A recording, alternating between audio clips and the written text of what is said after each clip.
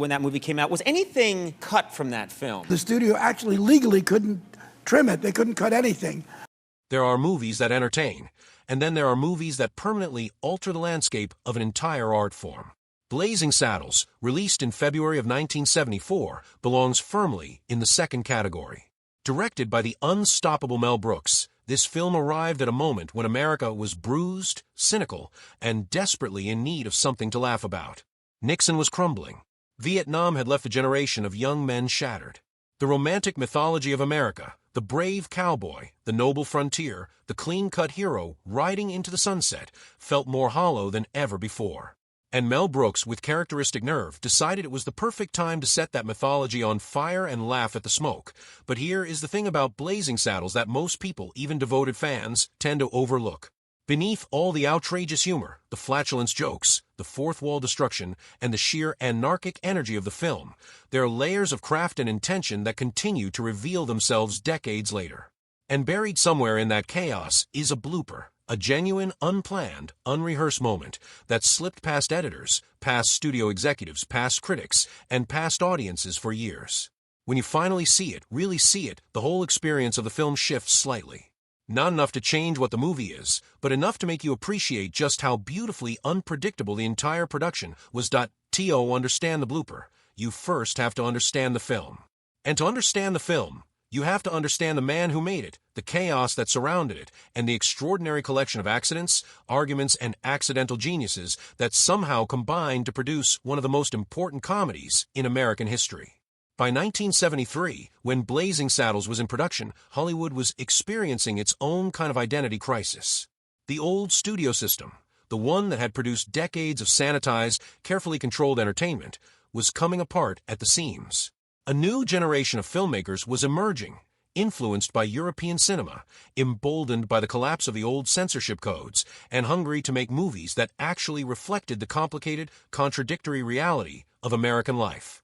Francis Ford Coppola had released The Godfather the previous year.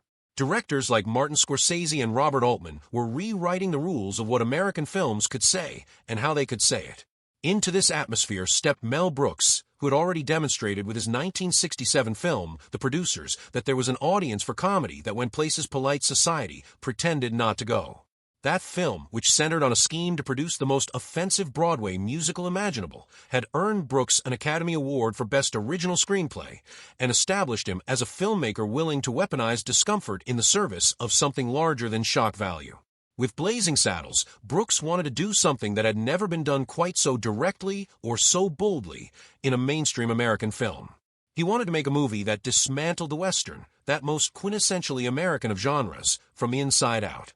Not just parody it, not just wink at its cliches, but genuinely expose the racial mythology embedded in decades of Hollywood cowboy films.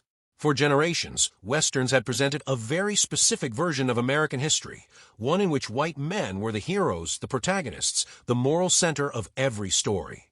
Everyone else, Native Americans, Black Americans, Mexican Americans, existed primarily as obstacles or background decoration. Brooks wanted to point at that tradition and laugh until it collapsed. He assembled a remarkable writing team, including Richard Pryor, who at that point was the most incisive and fearless comedian working in America. Pryor understood instinctively how to write about race in a way that cut through defensiveness and went straight to the nervous system of his audience. His contributions to the Blazing Saddles screenplay helped give the film its sharpest edges, its most pointed observations, and its most daring comedic choices. Pryor was also at one point the obvious choice to play the lead role of Sheriff Bart, and his presence in that role would have made the film something slightly different, hotter, perhaps more volatile. But the studio refused to insure him, citing his well-documented personal struggles, and the role ultimately went to Cleavon Little, a trained Broadway actor with different but equally extraordinary gifts. That decision, forced upon production by studio anxiety and legal necessity, turned out to reshape the film in ways nobody fully anticipated. Little brought something Pryor almost certainly would not have, a kind of cool, detached irony, a deadpan sophistication that made Bart not just funny, but genuinely elegant. When Little delivered a line, he delivered it with the calm assurance of a man who had already seen through every pretension in the room. That quality gave the film's racial satire a particular kind of power. Bart wasn't angry, or at least he rarely showed it. He was simply smarter than everyone around him, and he knew it, and he let that knowledge do its work quietly and effectively.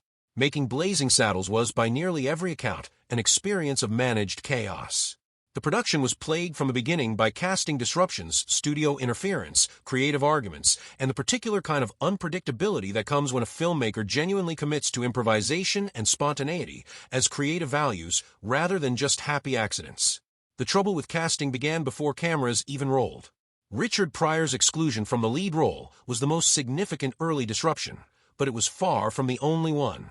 The role of the Waco Kid, a legendary but washed-up gunfighter who befriends Sheriff Bart and becomes his unlikely ally, was initially offered to and accepted by Gig Young, a seasoned actor who had won an Academy Award for his supporting work in They Shoot Horses, Don't They?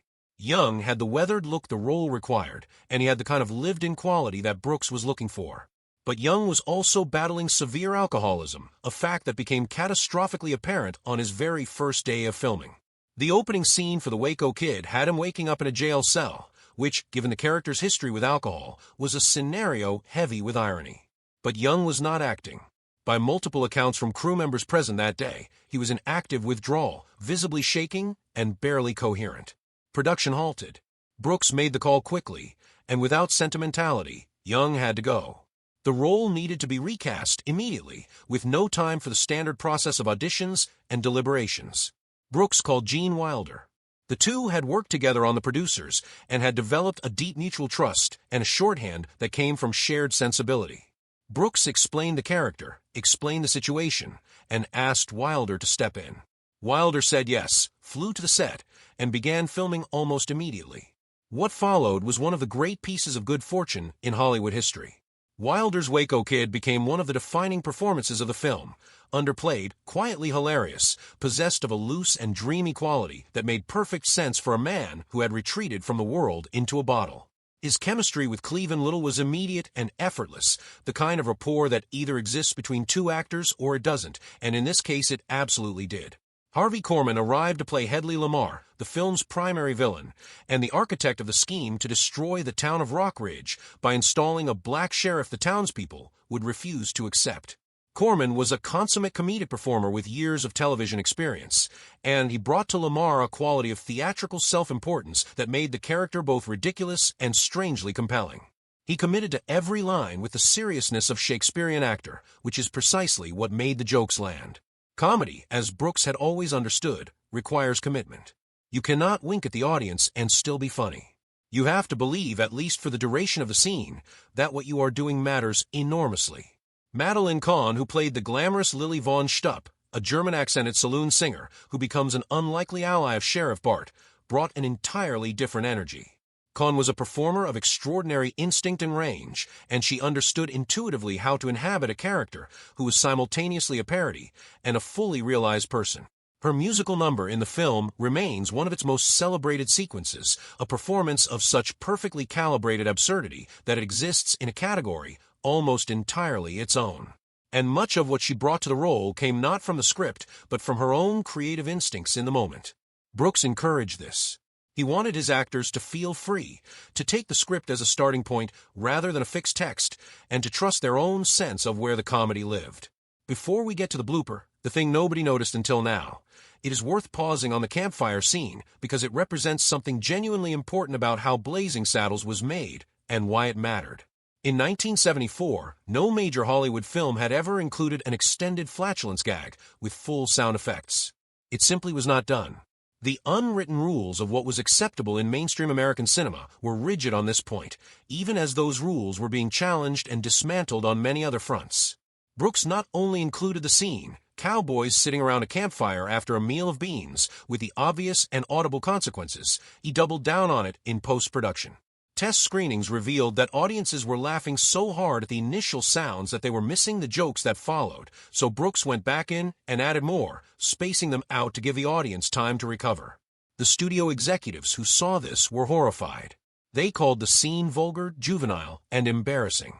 They worried about the film's reputation, about critical reception, about what respectable audiences would think. Brooks ignored them for the very good reason that he understood something they did not. The campfire scene was not just a cheap gag.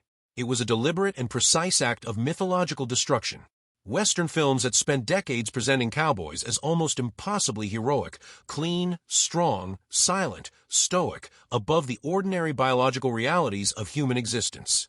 The flatulent scene punctured that mythology with a single, sustained, magnificently ridiculous noise. It said with elegant simplicity that these men were just men. Sweaty, smelly, human, fallible. And in doing so, it opened the door for everything else the film wanted to say. This was Brooks's method throughout. The outrageousness was never purely for its own sake.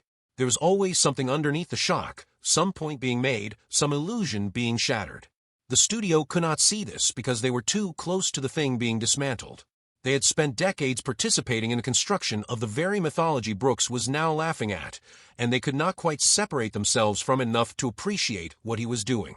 Brooks had final cut authority written into his contract, a remarkable achievement for a filmmaker at that time, and one that the studio almost certainly regretted by the time they saw what he had made. But that authority was the film's salvation.